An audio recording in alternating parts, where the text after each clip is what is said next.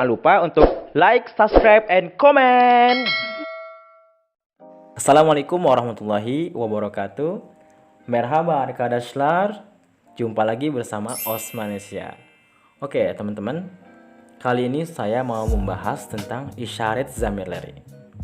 Dalam bahasa Turki, sebenarnya banyak banget yang disebut dengan isyarat zamirleri. Tapi saya cuma akan membahas beberapa aja, dan ini yang paling sering digunain.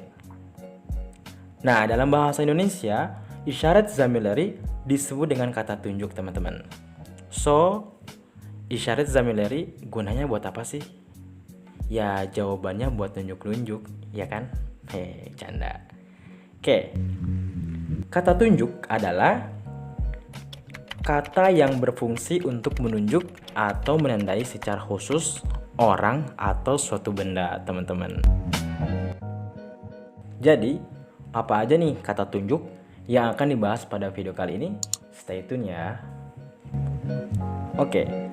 Kata tunjuk dalam bahasa Turki antara lain bu, şu, o, bunlar, şunlar, onlar, burası, şurası, orası. Bu artinya ini. Bu digunakan untuk menunjuk orang atau benda yang dekat. Kemudian, şu artinya itu. Pastinya digunakan untuk menunjuk orang atau benda yang jaraknya jauh. Kemudian, o. O artinya itu. Nah, bedanya apa sama şu? Kalau şu untuk menunjuk orang atau suatu benda yang jaraknya tidak terlalu jauh dari jangkauan. Sedangkan o itu biasanya digunakan untuk sesuatu yang jaraknya memang benar-benar jauh dari jangkauan kita. Nah, secara grammar sih begitu teman-teman. Tapi dalam bahasa sehari-hari kadang sama aja, hampir nggak ada bedanya. Jadi nggak usah stres ya teman-teman. Semangat terus!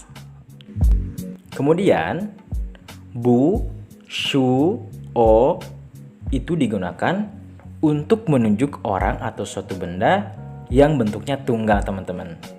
Sedangkan untuk orang atau benda yang bentuknya jamak atau banyak bisa menggunakan kata bunlar, şunlar, dan onlar.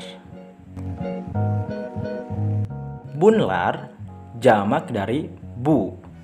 Şunlar jamak dari şu, dan onlar jamak dari o. Oke teman-teman, supaya nggak pusing, saya kasih contoh ya. Oke, contoh yang pertama, bu kitab, ini buku. Kemudian, bunlar kitab, ini buku-buku. Nah, bedanya di mana nih? Bedanya, kalau bu kitab berarti bukunya hanya satu. Tapi kalau bunlar kitab berarti bukunya banyak. Kemudian, kata şu dan şunlar. Contohnya, şu elma, itu apel. Şunlar elma. Nah, sampai sini sudah bisa bedain kan? Oke, saya yakin kalian sudah bisa bedain. Oke, sekarang kata o dan onlar. Contohnya, o çocuk, itu anak. Onlar çocuk, itu anak-anak atau mereka anak-anak. Oke teman-teman, selanjutnya ada kata burası, şurası, dan orası. Nah, sebenarnya mereka itu turunan dari kata bu, şu, dan o. Tapi biasanya mereka digunakan untuk menunjukkan sebuah tempat. Burası artinya ini atau di sini. Şurası artinya itu atau di sana. Orası artinya itu atau di sana, tapi jaraknya lebih jauh lagi. Contoh, Burası Istanbul. Di sini Istanbul atau ini Istanbul. Burası odam.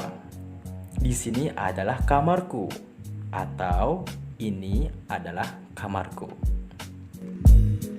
Kemudian, contoh dari kata şurası. Şurası lokanta. Di sana adalah restoran atau itu adalah restoran. Şurası kütüphane. Di sana perpustakaan atau itu perpustakaan. Kemudian yang terakhir, contoh dari kata orası. Contohnya, orası Ayasofya. Di sana adalah Ayasofya atau itu adalah Ayasofya. Oke teman-teman, untuk pembahasan kali ini sudah selesai. Jika ada yang masih belum dipahami atau mau tanya-tanya, silahkan tulis di kolom komentar ya. Semoga bermanfaat. Görüşürüz.